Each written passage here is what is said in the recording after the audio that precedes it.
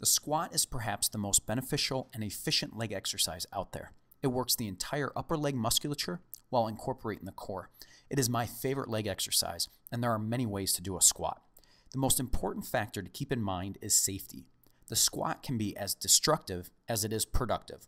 Therefore, keep the following technique cues in mind while doing your squats. When doing a weighted squat, I recommend using a squat cage that has safety bars on both sides to prevent the weight from falling to the floor or injuring you if you get stuck at the bottom. When loading the bar on the shoulders, I recommend a split stance so that only one step back is required to get into position. The bar should be placed on the traps at the top of the shoulder blades to prevent any direct pressure on the cervical spine. Hands should be as close to the shoulders as possible to help stabilize the upper torso. Feet should be a little more than shoulder width apart with the toes facing outward slightly. The breathing is perhaps the most important technique to master. Before descending into the squat, take in a normal belly breath. Hold it. Draw your navel in towards your spine, like you're gonna tighten or button a tight pair of pants, and then lower your butt towards the floor. When you hit the bottom of your squat, start exhaling through pursed lips to finish the breath at the top of the squat.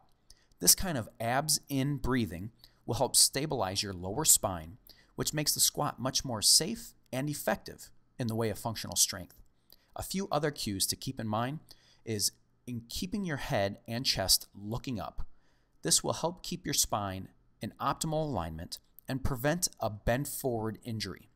Next, sit back as if you were sitting back on a chair or a bench.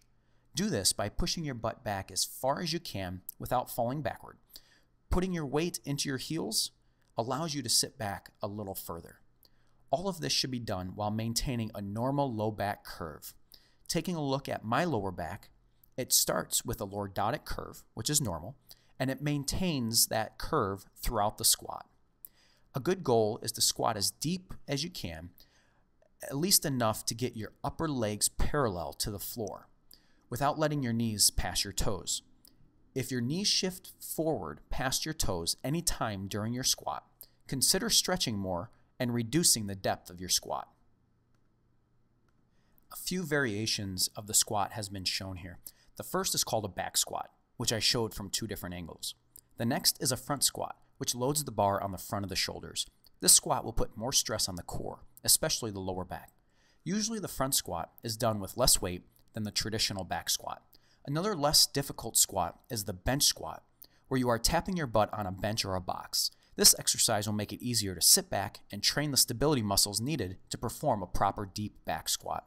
The easiest level of squatting would be simply using body weight and sitting back on a bench. This would be a great way to introduce the squat and master the breathing technique. One last recommendation I have is to use a mirror to watch your squat technique. If you find yourself lowering to one side during the descent, or if you find your knees diving inward regularly, consider seeing a qualified exercise coach who could assess your function for potential muscle imbalances and then incorporate some corrective exercise.